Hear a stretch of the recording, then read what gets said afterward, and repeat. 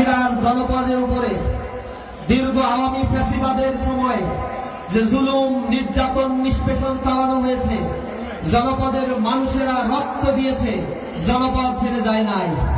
তারা আল্লাহর কাছে দোয়া করেছে, রব্বানা আখরিজনা মিন হাযিহিল ক্বরিয়াতি যালিমি আহলুহা ওয়াজআল লানা মিন লাদুনকা ওয়ালিয়্যা ওয়াজআল লানা মিন লাদুনকা নাসীরা। আল্লাহ রাব্বুল আলামিন আপনাদের ময়দানে টিকে থাকা, দাঁড়িয়ে থাকা, রক্ত দেওয়ার বিনিময়ে এই জনপদকে জালিম মুক্ত করেছে। প্রিয় উপস্থিতি, আজকে যারা নব্য ফ্যাসিবাদ হয়ে ফিরে আসতে চায়, দুর্নীতির সর্বরাজ্যে বাংলাদেশকে গড়ে তুলতে চায়, যারা কাঠ খেলা খেলে আবার নতুন ফ্যাসিবাদের জন্ম নিতে চায়, তাদের বিরুদ্ধে আমাদের সোচ্চার হতে হবে। আপনারা দেখেছেন গ্রামগঞ্জে মানুষকে প্রতারণা করার জন্য সেই কাঠ বাণিজ্য আবার শুরু করেছে। কিছু কিছু জায়গায় ধরা পড়ে গণধোলাই খাওয়া শুরু করছে। দামি কাঠ দিয়ে, যার ভিতরে টাকা নাই, সেই কাঠ দিয়ে 100 টাকা করে চাঁদা উঠাচ্ছে। আবার এ কাঠ গ্রামগঞ্জের মানুষকে আবার প্রতারণার একটা ফাঁদ তারা পেতেছে। এ ফাঁদ পেতেছিল আওয়ামী ফ্যাসিবাদ, যারা 10 টাকা ধরে চল, 5 টাকায় কাঁচা ঝাল, ঘরে ঘরে চাকরির কথা বলে এই দেশের মানুষের সাথে প্রতারণা করে ব্যাংকগুলোকে তারা লুটের হাতে পরিণত করেছিল। ব্যাংক থেকে তারা হাজার হাজার কোটি টাকা ঋণ খেলাপি করেছে। 6,44,000 কোটি টাকা ঋণ খেলাপি। আপনাদের টাকা ব্যাংকে রেখেছেন, সেই টাকাগুলো পাচার করে গাড়ি বাড়ি আলিশান জীবন যাপন করছে সেই ফ্যাসিবাদী শক্তি।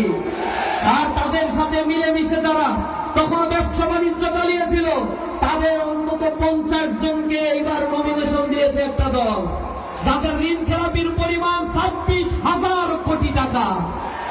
ব্যাংকের সাধারণ মানুষ টাকা রাখে, তার টাকা ফেরত দিতে পারছে না। এই ঋণ খেলাপিদের আবার তারা পুনর্বাসন করছে। জনগণের টাকা যে আবার দুর্নীতি আর লুটপাট করে তারা এক স্বর্গরাজ্যে পরিণত করবে, তা বুঝতে আমাদের আর বাকি না। এজন্য আমাদের জেগে উঠতে হবে আমাদের অধিকারের জন্য। সাতক্ষীরার জনপদ মাজলুম, নির্যাতিত, নিষ্পেষিত এই জনপদ আওয়ামী ফ্যাসিবাদের আমলে আমাদেরকে দমিত করা হয়েছে। কর্মসংস্থান সৃষ্টি করা হয় নাই। এখানে মানুষের অর্থনৈতিক দুরবস্থা, বাজার সিন্ডিকেট এর দখল, বাণিজ্য করতে দেওয়া হয় নাই। ব্যবসা বাণিজ্য প্রতিষ্ঠানগুলো বুলডোজার দিয়ে গুড়িয়ে দেওয়া হয়েছে। আমাদের ঘর বাড়িতে, আমাদের আবাসনগুলোকে থাকতে দেওয়া হয় নাই। শত শত লক্ষ লক্ষ ভাইদেরকে নির্বাসিত জীবনযাপন করতে হয়েছে। আমরা এই জনপদে আর কোন জালিমকে স্থান দেব না যে জালিম এই জনপদে আবার জুলুম করবে। এজন্য আমাদের জেগে উঠতে হবে।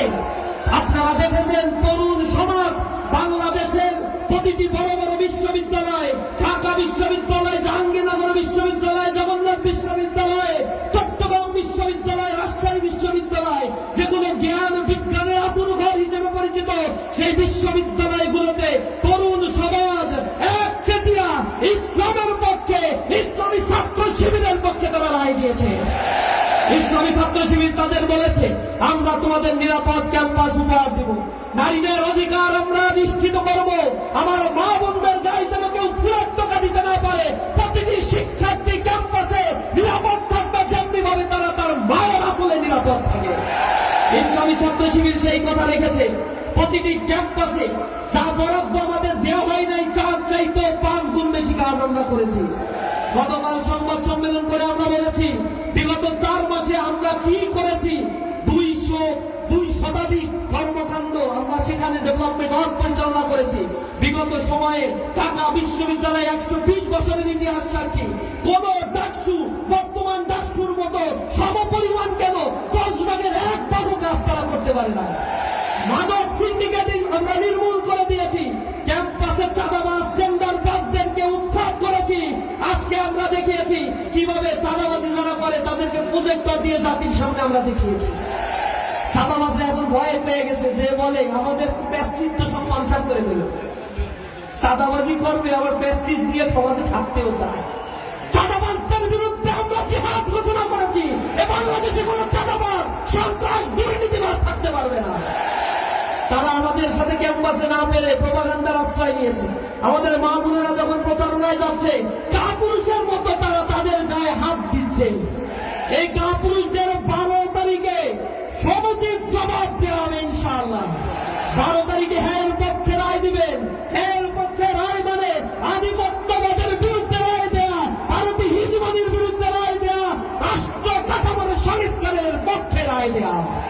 আমরা এই দেশকে আর কোন গলদ রাজ্যে পরিণত হতে দেব না। জুলাইয়ের শহীদের রক্তগুলো যেন বৃথা না যায়। সাতক্ষীরার এই জনপদে আমরা যে রক্ত দিয়েছি, এই জমিন রক্ত দিয়ে আমরা অক্ষয় করেছি। আল্লাহ রাব্বুল আলামিন আমাদের রক্ত দিয়েছেন। এই জমিনকে আমরা চাষাবাদ করার জন্য প্রতি ইঞ্চি মাটিতে গিয়ে মানুষের দোরগোড়ায় ইনসাফ আর ন্যায়ের পতাকা আমরা তুলে দেব ইনশাআল্লাহ। আমরা জুলুমের বিরুদ্ধে অবস্থান নিব।